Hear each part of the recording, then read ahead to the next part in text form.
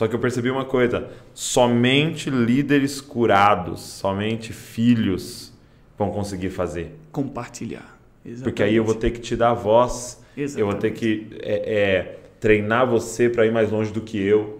Seu nome vai aparecer e o meu não.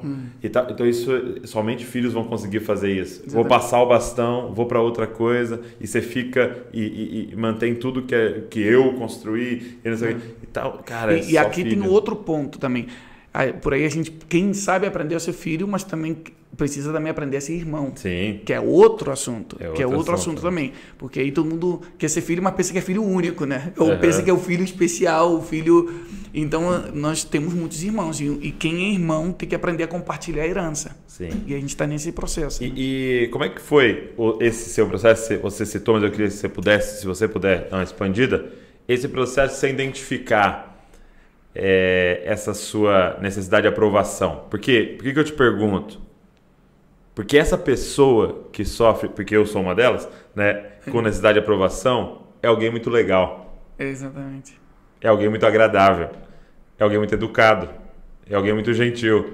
Entendeu? E aí eu percebi assim, que quão difícil é muitas vezes identificar isso, porque para as pessoas que estão ao seu redor, parece que está tudo legal, tudo bem, né? Porque você está tentando o tempo todo deixar todo mundo feliz. Como é que foi esse processo de você identificar isso? Não foi fácil porque eu pensei que era parte de mim, né? Eu pensei que eu sou assim, mas em realidade E se confunde com virtude, né? Exatamente, com o meu próprio caráter, minha personalidade. E o sistema, por exemplo, que a gente está vivendo hoje, da nossa geração das redes sociais, tudo é aprovação. Né? Os likes, o coração, se tem, se não tem, comentaram, se não comentaram, e a pós-verdade, cada um constrói a sua própria realidade. Então tem coisas que a gente às vezes nem percebe. E aí eu acredito que é só o Espírito Santo convence. Nos leva uma sensação... No meu caso, eu comecei a identificar coisas em mim quando eu via em outras pessoas. Por exemplo, será que ele não percebeu que o que ele está fazendo é para chamar atenção? E aí eu escutava a voz do Espírito Santo, você faz a mesma coisa, de outra maneira.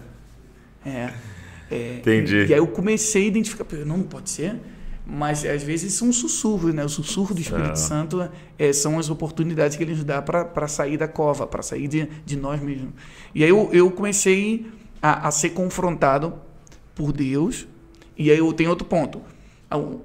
Pela minha esposa também. Ah, é? Minha esposa se chama Fernanda. Eu sempre digo que o Espírito Santo veio sobre Jesus em forma de pomba, para mim veio em forma de Fernanda. Ah, entendi. Ela é que me convence de pecado e justiça. O meu veio em forma de Valéria. Tá? Eu acho muito interessante, exatamente, a gente ver que algumas discussões que nós tínhamos, em realidade, ela estava vendo alguma raiz que eu precisava tratar. Mas o que você está fazendo? Por que você se relacionou com tal pessoa? Por que você não falou não para fulano de tal? Não, isso é uma das maiores coisas que eu percebi, exatamente. É a dificuldade de falar não. Cara, e um dia ela me deu, ela me corrigiu, por exemplo. Uma das coisas, falando do ministério, falando assim, eu sinto que eu estou falando só contigo, ainda que eu sei que muitas pessoas vão escutar. Por anos eu viajei, fui lugares que hoje eu tenho certeza que eu não tinha que ter ido. Aconteceu comigo também. Então, e a minha esposa me disse uma coisa, faz uns 3 anos atrás, que me sacudiu. Falou, não vende o teu óleo. E aí me deu o exemplo da virgem, das 10 virgens. Não vende o teu óleo, não. Lembra? E disse, não. Soube dizer, não. Se eu paguei o preço, tem muitas pessoas que poderiam pagar pelo que eu cultivei no secreto, mas em realidade... Colocar o seu nome num cartaz, chamar mais gente. Mas eu seria mais um dentro de um menu. E eu comecei a perceber que quando eu falava não por uma conferência, por exemplo, eles convidavam outro. Sim. Então não é que queriam o que Deus me deu, queriam alguém para completar. E eu comecei a perceber, peraí, aonde Deus me quer? Aonde realmente eu sou insubstituível? Eu comecei a ver, primeiro, na presença de Deus, ninguém pode tomar meu lugar aí, com a minha esposa, com meus filhos, com minha família espiritual, com meu círculo de confiança. E eu comecei a ver que Deus me deu um chamado de intimidade e eu estava perdendo essa intimidade, não do lugar secreto, mas de olhar nos olhos das minhas pessoas mais próximas. E aí eu viu aquele efeito centrifugadora, que você vai girando até que o elemento é despedaçado. E eu senti que Deus me colocou no efeito contrário, que é a força centrípeta. A única coisa que é você voltar para o centro. Centrifugador é a fuga do centro. A fuga do centro. E a centrípeta é a mesma força para dentro. Às vezes a gente não percebe que tem que fazer força para voltar para o centro. É uma força contrária. E às vezes, por exemplo, eu tomei 6 meses sem viajar. Você ficou 6 meses? Em 2017. 6 meses. E aí foi quando eu comecei a sentar e comecei a entender o que Deus queria para a minha vida, quanto à comunidade local e principalmente isso, o modelo que funciona é melhor que 1000 mensagens. Entendi. Eu comecei a dizer, eu ia a não somente cantava, mas já ensinava em conferências, em igrejas, e eu estava ensinando algo que era correto, mas eu não estava vivendo com uma comunidade isso. E esse é o meu desafio hoje. Entendi. Você não tinha o portfólio ali daquilo que você estava falando, né? Exatamente. Engraçado que eu tive exatamente isso que você está contando, né? Eu tive a mesma coisa, né? Eu tenho uma personalidade provavelmente muito parecida com a sua, e um dia a Val estava lendo, minha esposa estava lendo um livro de personalidades, né? Era até um livro, Uma Jornada de Autodescoberta, um livro da Mundo Cristão, que falava sobre as personalidades, né? E aí ela falou assim, vamos ver aqui qual que é a sua, né? Ela leu, e aí era por número as personalidades, era o 9, né? Era um pacificador. Aí ela começou a ler o pacificador, e cara, era aquilo. E aí... Quer estar bem com todo mundo. Quer estar bem com todo mundo. E sabe uma coisa que eu identificava? Que era assim, eu trabalho das 8 horas da manhã até 5, 6, tem dia que vai até, né, meia-noite com a igreja e tal. E beleza, eu fazia isso. Quando eu ia viajar para algum lugar, chegava tipo meio-dia, eu estava esgotado. Eu falava, por quê?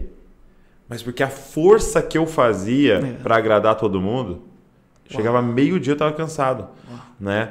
E aí, cara, eu lembro que ela estava lendo para mim no carro. Ela leu o livro para mim no carro, sobre, né, a minha personalidade, essa necessidade de agradar todo mundo e tal. E, e o que mais mexeu comigo? Ele consegue ser um camaleão. Uau. Ele chega aqui, ele sabe se comportar com você. Se está aqui alguém que é de outro jeito, ele sabe se comportar. Claro, ele só não sabe ser uma pessoa. Uau. Ele mesmo. Uau. Aí aquilo, cara. Aí que aconteceu? Uau. Nós estávamos no caminho para o shopping. Chegou no shopping, né? Ela estava numa loja de roupa e tal. E aí ela pegou umas blusinhas assim. Ela falou assim para mim: o que você acha? Né? Essa ou essa? Na hora, cara, eu percebi. Eu não sei o que eu acho. Uau. Qual que você gosta mais? Eu lembro que ela perguntou. E na hora me veio. Eu não sei qual eu gosto mais. Porque a minha cabeça funcionava assim. Qual ela quer que eu responda que eu gosto mais? Claro. O que ela quer que eu diga? Sim. Claro. Entendeu? E aí que foi que me caiu a ficha. Que para eu glorificar a Deus, eu tenho que ser eu. E para eu glorificar a Deus, eu tenho que gostar daquilo que Deus colocou no meu coração para gostar, e não eu tenho que gostar daquilo que vai agradar você. Exatamente. Cara, e aquilo foi assim, também uma cura na minha vida. Que assim, bom, essa jornada. Se reconciliar com o teu próprio querer. Sim, porque Ele é o seu pai e Ele criou de você de forma específica. Exatamente. E Ele tem prazer na forma que Ele criou. Cara, e isso foi realmente um processo de cura na minha vida. Assim. Uau, é verdade. É uma doideira. E aí é a aprovação do pai, a paciência do pai conosco. É maravilhoso, é maravilhoso. E isso é bom a gente admitir isso também, a vulnerabilidade. Sim, total. Que ainda no ministério nós estamos num processo de... E uma das coisas que eu aprendi também é que aquele que reconhece a sua imaturidade é porque está crescendo. Está amadurecendo. É porque está amadurecendo. Então, aquela pessoa, não, eu estou bem, como você está? Tudo bem, está sempre bem. É porque, em realidade, está sofrendo. A imaturidade não reconhece e vai ficar sempre na mesma estação. Sim. Mas quando a gente fala essas coisas em público, não significa que nós estamos retrocedendo. Não, nós estamos em outra geração também, graças a Deus. E também essas coisas, a gente está dando um golpe na mesa, fora da mesa. Estamos dando um golpe também em todo o espírito desse século. Sim. Que é a pós-verdade, que é construir mentiras e né, a geração do filtro. É sem filtro aqui. Não, e eu lembro que a partir disso, aí me abriu os olhos. Aí eu comecei a identificar. Por exemplo, as reações. Quando eu chegava no ambiente, alguém estava chateado. Ou mais fácil ali, minha esposa estava chateada, por exemplo. Chegava em casa, a Val estava chateada. de repente me dava uma angústia no coração, tipo, poxa, a Val tá chateada, né? E isso pra mim parecia, eu sou empático. Claro, como se né? você tivesse a culpa. Isso. Não, mas tipo assim, eu sou empático, tô preocupado com a chateação dela, né? Aí eu chegava pra ela, poxa, o que aconteceu, tal. Quando ela contava que não era comigo, aí eu relaxava, entendeu? Porque assim, eu não sou empático de você estar chateado, tô preocupado de ser comigo, entendeu? Exatamente, cara. No fim das contas, nós somos o centro, é verdade. Aí eu comecei a perceber, pô, eu sou extremamente gentil. Mas não porque isso é um fruto do espírito da minha vida, mas é porque eu queria que todo mundo gostasse de mim, me aprovasse e falasse, poxa, como ele é uma pessoa de Deus. E aí nesse processo você começa a negociar verdades. Exatamente, sem querer querendo. Porque a pessoa tá indo para um caminho errado, só que você não quer ofender, né? E cara, foi um processo de Deus. E eu falo que às vezes é mais difícil isso do que o cara que tá, sei lá, adulterando e tal, porque assim, o cara sabe que tá errado. Exatamente. Entendeu? Só que o meu tava transvestido de virtude, né? Claro. Isso é uma doideira. Aparente.